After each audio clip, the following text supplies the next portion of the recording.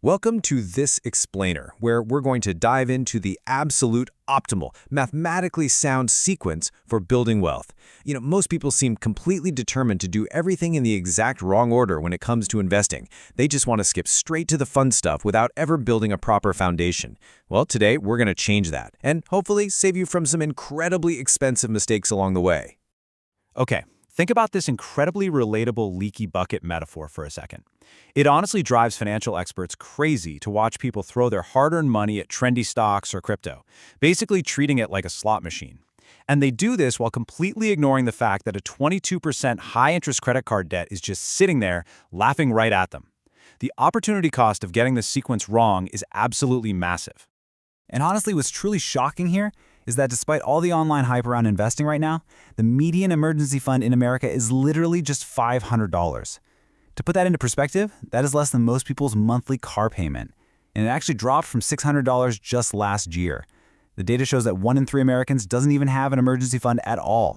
So, to fix this, here is our step-by-step blueprint for today. We're going to cover 1. The wealth building trap. 2. Securing your financial foundation. 3. Capturing free employer money. 4. The tax optimization zone. 5. The HSA secret weapon. And 6. Navigating taxable accounts. All right, let's start with step 1, the wealth building trap, and the common mistakes people make right out of the gate.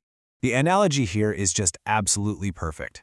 Skipping the boring foundational work so you can invest in crypto or pick individual stocks is a terrible strategy. Think about building a house, right? You wouldn't start by picking out fancy light fixtures and granite countertops if your concrete foundation was cracked and the roof was caving in. But honestly, that's exactly what most people are doing with their finances, and it is pretty much guaranteed to destroy your potential gains.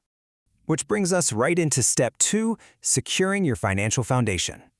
Before you invest a single dollar anywhere, you have to establish a psychological safety net. But instead of getting totally overwhelmed by massive savings goals, just follow these really manageable milestones. Start by saving your first $1,000 as fast as humanly possible. That covers most minor emergencies and, more importantly, it stops you from making terrible, panic-driven financial decisions when life inevitably throws you a curveball. Once you hit that, then you can work your way up to a few months of expenses based on how stable your job is. To really understand why this matters so much, look at this recent research from Vanguard. They found that having just a $2,000 buffer creates a massive 21% boost in your overall financial well-being. That was literally the largest boost linked to any single financial factor they measured. Now, $2,000 isn't necessarily life-changing money, but the psychological impact of having that buffer, it's enormous. Okay, so once that basic emergency fund is set, you have got to eliminate the financial cancer that is high-interest debt. We're talking anything charging you more than about 8% annually. Using this mathematically superior avalanche method is the key. Think about it this way. Paying off a 22% credit card provides a guaranteed 22% return on your money. Guys, that is actually better than Warren Buffett's long-term average. Now we enter step 3, capturing free employer money. Now, there is one massive exception to that debt elimination rule we just talked about. If your employer offers a match to your retirement plan, capturing it yields an immediate, guaranteed 100% return. Mathematically, this actually makes sense to do even if you're carrying that 22% high-interest credit card debt. It's literally like finding money lying on the sidewalk that your boss promises to double if you just pick it up. So, get the match first, and then redirect every extra bit of cash back to that debt avalanche. Once that expensive debt is officially cleared, we move to step 4, the tax optimization zone. This is where the goal is to minimize the tax drag on your wealth. A lot of people get distracted here, but this quote hits the nail on the head. Those management fees will literally eat your returns like termites in a wooden house. This is exactly why you should max out your individual retirement account, or IRA, before shoveling extra money into your 401k. Corporate 401ks usually offer a really limited menu of expensive mutual funds with 1 to 2% fees. But with an IRA, you're in control. You can pick low-cost index funds with fees of just a few basis points, which saves you tens of thousands of dollars over a few decades. By the way, for 2025, you can contribute up to $7,000 to an IRA or $8,000 if you're 50 or older. Now, before you actually fund that IRA or even your 401k, you really have to answer this absolutely critical question. Do you want to pay the IRS now, or do you want to pay them later? Figuring this out is going to save you thousands. Honestly, predicting future tax rates is essentially like trying to predict the weather 3 months from now. Good luck. Generally speaking, if you're young in a lower tax bracket right now, you should probably lean Roth. If you're a peak high earner, lean traditional. But if you really aren't sure, consider splitting your contributions between both. Creating that tax diversification gives you ultimate flexibility when you finally reach retirement. Next up, we arrive at Step 5, the HSA's secret weapon. Provided you have a high-deductible health plan, this account is the ultimate Swiss Army knife of investing. The HSA is quite literally the only account out there that provides incredible tax benefits at every single stage. You get a tax deduction on the way in, the money grows completely tax-free, and it's tax-free on the way out for medical expenses.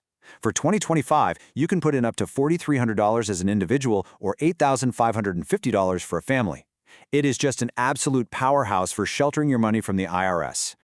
But here's the real trick. To truly unlock the HSA, you need to use this brilliant little hack called the shoebox strategy. See, there's actually no time limit on when you can reimburse yourself for a medical expense.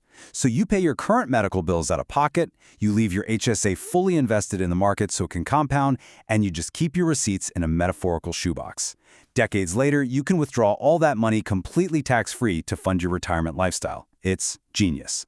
And the math on this is just stunning. If you use this shoebox strategy for 30 years at a standard 7% return, you could amass over $400,000 in tax-free money. Why does that matter? Because the average retiring couple today is projected to spend over $300,000 on healthcare alone. Having this HSA secret weapon means you can essentially make those massive future costs completely disappear from your retirement budget.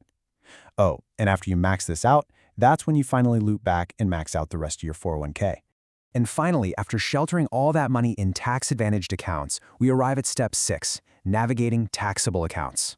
This really is the Wild West of investing. People love the flexibility of taxable accounts, for sure, but tax drag acts exactly like sand in your shoes. Every single dividend gets taxed. Every capital gain gets taxed. Look at the numbers. Investing $10,000 annually in a taxable account too early can cost you nearly $250,000 compared to a tax-advantaged account over a 30-year period. That said, once you've done all the prior steps, taxable accounts become fantastic tools for funding an early retirement bridge or leaving money to your kids with a step up in basis. So here's the bottom line. Stop trying to pick the next trendy tech stock while simultaneously bleeding out to credit card interest. What if the true secret to ultimate wealth isn't actually what you invest in, but the exact mathematical order you choose to do it?